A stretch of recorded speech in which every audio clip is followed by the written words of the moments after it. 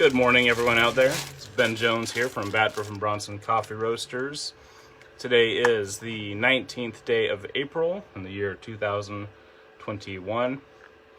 Up here in the Pacific Northwest, it has been an absolutely beautiful couple days. For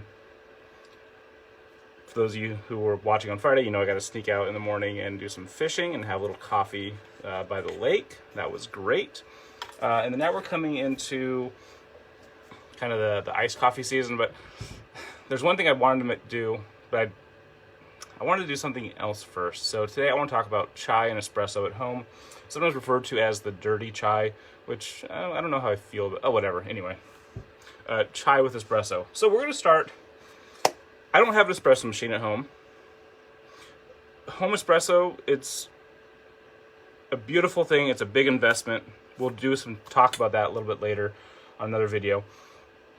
For me, it's basically having another car to take care of, and I don't really want to. I'd rather go to a cafe and let the baristas do that for me if I'm going to have an espresso.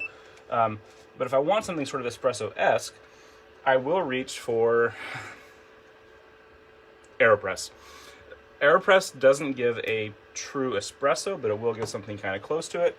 So I want to make a little kind of espresso-ish chai type thing here at the house. So I went to the grocery, my local trader shop, and got just a little can of their spice chai. And they say that you should put 2 scoops with a 1/3 cup of hot water. That's a pretty big scoop. I'm really curious what the grams are on this. So put that on my scale, clear that out.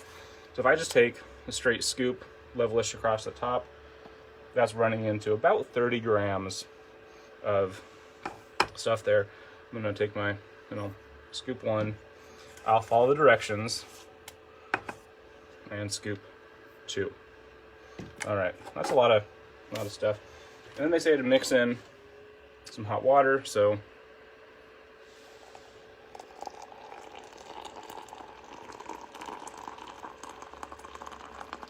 bring that up to just above the full 1 cup line. So this is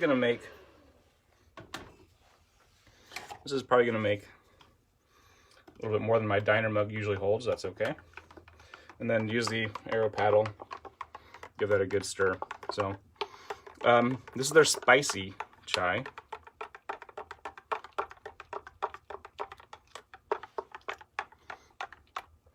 I really don't like having dry clumps in my things. Anyway, and then from here, I'm gonna use my AeroPress, but instead of going with the standard filters, I'm also gonna use the Fellow Prismo. This is an attachment that fits onto the filter end. It does a few things for us. First thing it does, metal filter to hold back the grounds. So right away I'm gonna think increased body, more oils, some fine particulate coming through because the metal doesn't absorb those. But then it has this little valve that is, it's pretty stout, it's staying closed. And what this allows us to do is when we fix it to the AeroPress, it gives us 0 drip through when we pour in. And that's not going to drip out until we press with a plunger. So this is pretty handy. This is a pretty good, good little tool. It is useful. My caveat is that even though I'm showing you how to do an espresso-ish thing with the AeroPress, and we pitched it all about that, I personally don't love when people try to use the AeroPress to make espresso. It's just like, it's not going to be a proper espresso. It just can't. It's almost like trying to ask a car to do more than it's supposed to. You can't ask a car to carry, 1,000 pounds of lumber. I don't know. But we can get a more concentrated, smaller dose of just very strong coffee. So I have my coffee here, and this is fairly fine. I measured out 19 grams. And I'm just going to fill the water up just past the 1 marker on the AeroPress, and of course, give a good stir. When we're using this really fine coffee, we don't need a lot of steep time, and the stirring will help to shake out some of the flavors. There we are. I don't have my cloth, I'll set that there. All right. Now the Prismo is doing this job and it's holding that. When I go to press, the Prismo will also help to increase some of the pressure going through there. And I've had some people say that they can get crema off the Prismo. So we might be getting something kind of like a little more like a foam. So I don't know if I'd call it actual crema. But what I do know is with the Prismo, when I plunge this,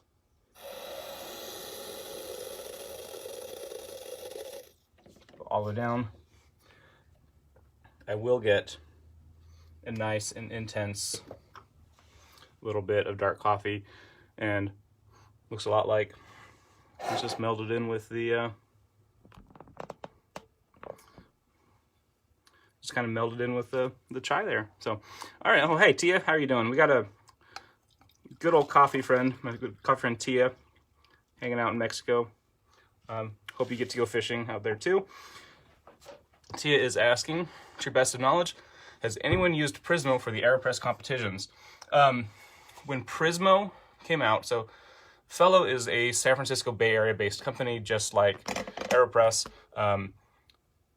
They work, you know, they're close. They talk to each other, and I do know that for the first year, maybe first 2 years that the Prismo was in existence, Alan Adler, the agreement with AeroPress, the company, and AeroPress, the competition, is that Alan Adler, the inventor, has he has final say on approval of whether or not the AeroPress is being modified too much and that it's moved too far from its original thing, that's being disqualified. So the concern with the Prismo was that in the early release days, it was only available in the US, and honestly, it was kind of really hard to get for the first little bit.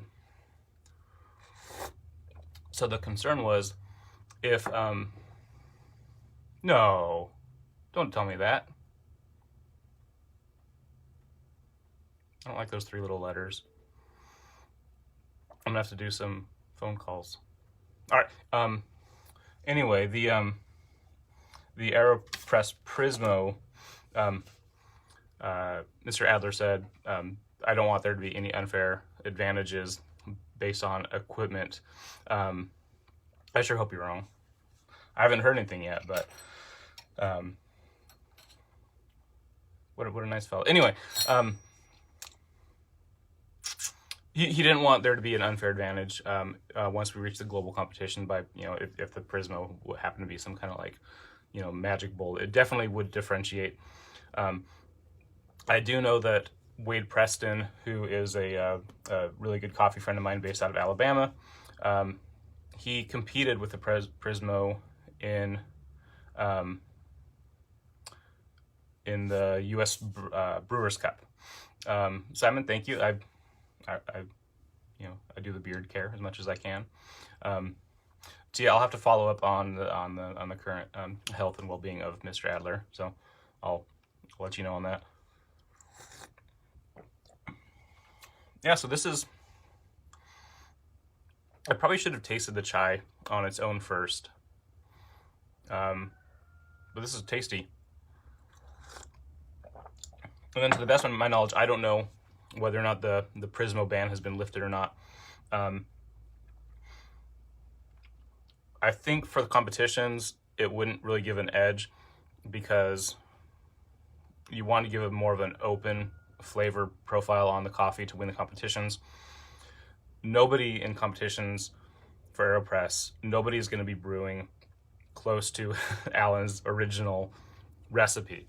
That recipe was created for his personal flavor profile preference.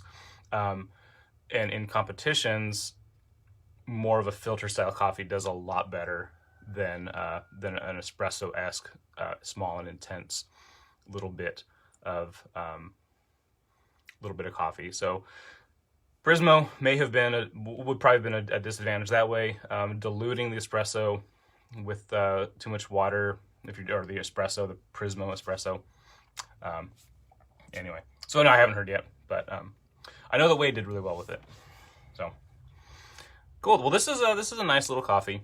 The coffee I used, I had a little tiny bit, just enough for one more mug, 19 grams, of our Puddles Pity Party blend. So if you don't know Puddles Pity Party, the singing clown, he's pretty fun. Go check him out. We did a little collaboration with him, and through his website you can order some coffee. It's a really, he loves dark coffee, so this blend is composed of a lot of dark coffees. And if you're gonna try to do any type of chai blending at home, I definitely recommend using something that has a darker roast profile. Dancing Goats will work. It has a French component. I wouldn't do anything lighter than that. So Dancing Goats, Puddles Pity Party, our organic French roast would probably be amazing. The Italian roast is the darkest we do, and our Italian isn't as dark as a lot of other Italians, so keep that in mind. Capital Blend, Bohemian Blend, Vesuvio, a few different great ones. Check out our website, baddwarfcoffee.com, of course, to learn more. But you want that dark roast so that that rich smokiness will complement and hold up well against the chai. All right, round two. When I do this again, if I do this again, I'm cutting the chai in half. Yeah, no need to super up on that. So, all right.